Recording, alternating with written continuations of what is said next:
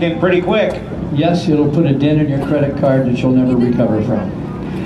On the takeoff roll now, ladies and gentlemen, you are witnessing a truly historic event. This is John Collver's War Dog, an aircraft which actually served right here at Miramar Airshow 60 years ago. Powered by a 600 horsepower Pratt & Whitney radial engine that doesn't give you as many miles to the gallon as your Ford Focus or your Ford Thunderbird. Who knows?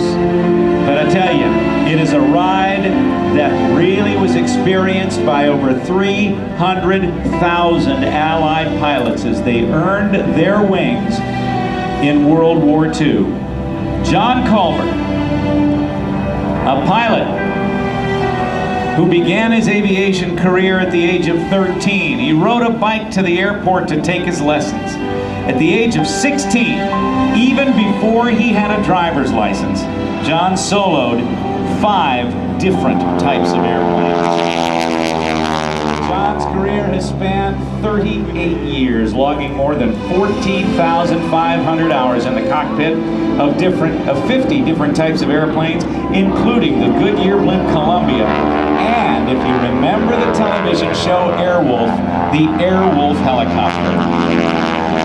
He's flown numerous airplanes from turboprop to jets for Northrop Grumman, which is an aerospace country, and as a corporate pilot there, he's flown such notable figures as Vice President Dick Cheney, California Senators Barbara Boxer and Dianne Feinstein, and former Defense Secretary Cap Weinberger. He's been a professional airshow pilot for 24 years. He's flown high-ranking military and civil events, and what he's showing you today are those basic aerobatics taught to every pilot who is earning his wings, whether he moves on to a fighter or whether he moves on to one of the more heavy aircraft. You'll see him do loops, rolls, Cuban 8s. Now, a Cuban 8 is a horizontal 8 in the sky. It is flown by flying 5/8 of a loop and then rolling out after 5/8 of a loop into the upright position and then doing the same thing in the opposite direction. It was invented actually by accident at the 1936 Miami Air Races by the late Len Povey. He was too fast at the top of a loop, and rather than making a smoking hole in the ground, high and to the right, the smoke is on, accelerating now through 160, almost 175 miles per hour.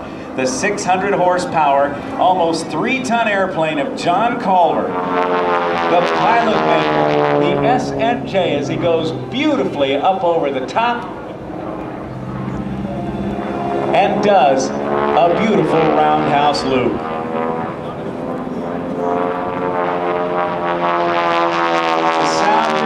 That growl you're hearing from the engine is the sound of the propeller tips going supersonic at about 2,500 RPM. Watch him. There's 5/8 of a loop, there's a half a roll, and that is 1/2 of a Cuban 8 maneuver. Now, as John continues to fly, let's listen to Faith Hill. Think back on these times and the dreams we left behind. I'll be glad 'cause I was blessed to get to have you in my life. When I look back on these times, I'll look and see your face.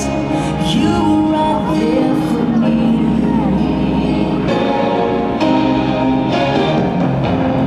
In my dreams I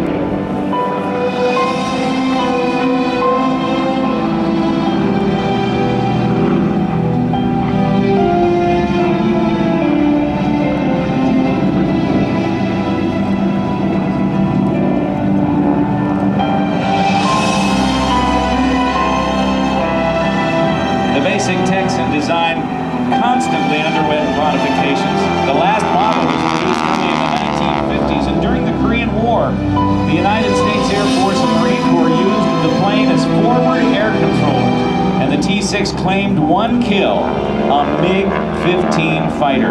No other trainer in history has been used by so many countries, spanning the period from 1938 until the present, and in Turkey, they still fly the airplane as part of their Air Force today. The airplane has trained more military pilots than any other airplane in history. It was designed to give the best possible training in all types of tactics, from ground strafing to bombardment and aerial dogfighting. Some of the equipment typically found on the T-6 included bomb racks, blind flying instrumentation, standard cameras, and .30 caliber fixed machine guns and flexible guns. It was built in 1944 in Texas. John's War Dog, as he calls it, was stationed first at MCAS El Toro in Orange County. It was then sent here to Miramar Air Station in 1946, and at one point, the War Dog served as a carrier qualifying for the United States Navy on the USS Cabot in Florida.